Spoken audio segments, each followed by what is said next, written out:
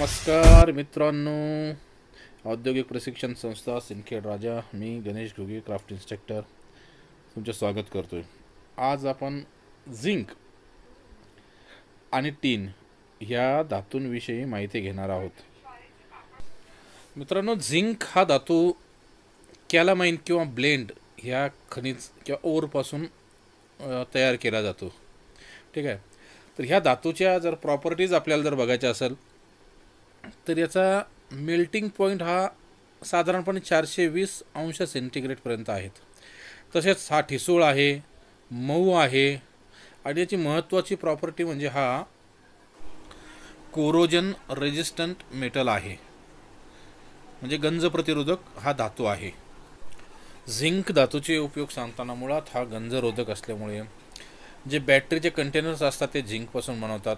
त्याच्यानंतर जे roofing seat असतात त्याला कोटिंग करण्याचं काम ह्या झिंक धातूपासूनच केलं जातं।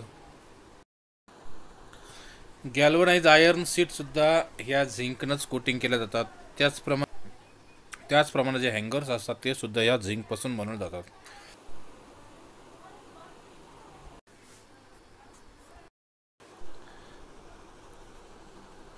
धातू आहे टीन। टीन हा कॅसिटराइट किंवा टीन स्टोन यापासून तयार केला जातो।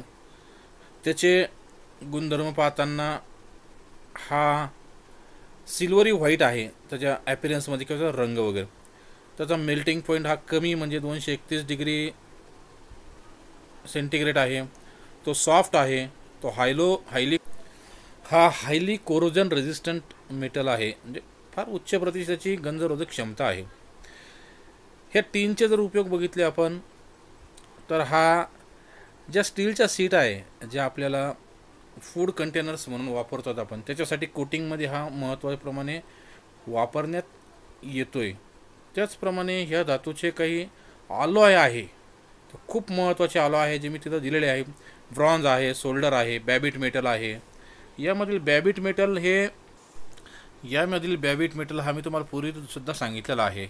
हा बॅबिट मेटल बेरिंग मेटल म्हणून याचं फार महत्त्वाचं काम आहे। बेरिंग इंडस्ट्रीमध्ये सगळ्यात महत्त्वाचा हा धातू आहे।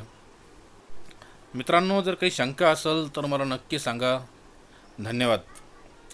यानंतर आपला ह्याच चॅप्टरमधला जो राहिलेला आहे कॉपर आणि त्याचे अलॉय हा भाग आपण पुढच्या व्हिडिओमध्ये नक्की बघणार आहोत। तोपर्यंत धन्यवाद।